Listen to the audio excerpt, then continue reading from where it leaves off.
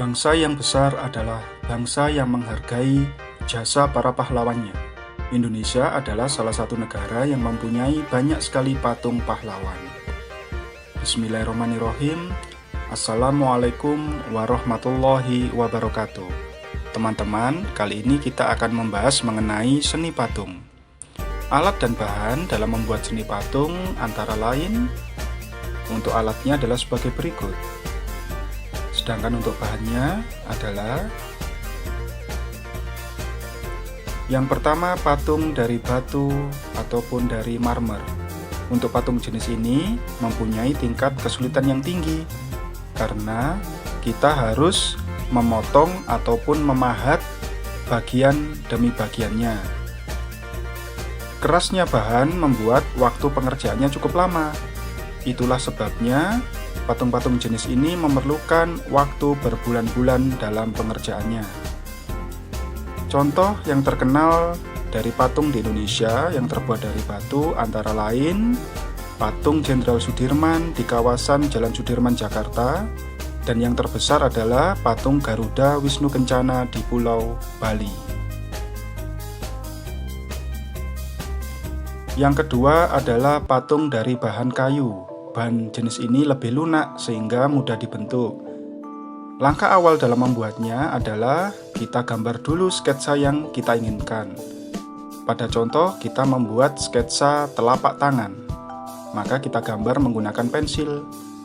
Setelah jadi, sketsa tersebut kita bentuk menggunakan tatah pahatan. Hati-hati ya, karena bahan dari kayu ini sangat mudah dalam terrobek ataupun terpotong.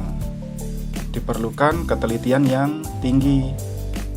Sesudahnya, bagian-bagian potongan tersebut kita haluskan dengan menggunakan pisau ukir untuk memperjelas detail-detail potongan.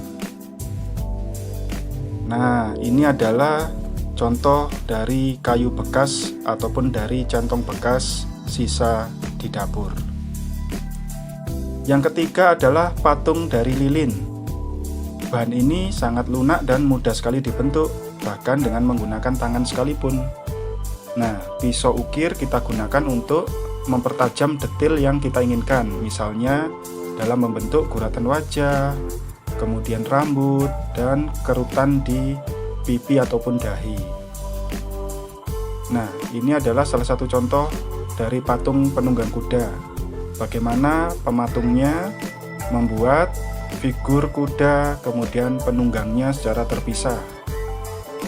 Dari akun FB Crafty Art, ini adalah teknik pembuatan patung untuk keperluan modeling ataupun action figure. Teman-teman suka sekali kan koleksi action figure?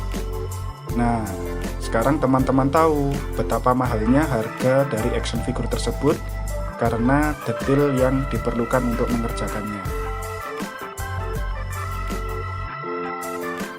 Biasanya action figure atau patung jenis ini digunakan sebagai bahan ataupun ornamen penghias ruangan, sehingga biasanya dibeli oleh para kolektor, baik itu kolektor yang mengkhususkan diri untuk figur pahlawan maupun figur dari tokoh-tokoh superhero.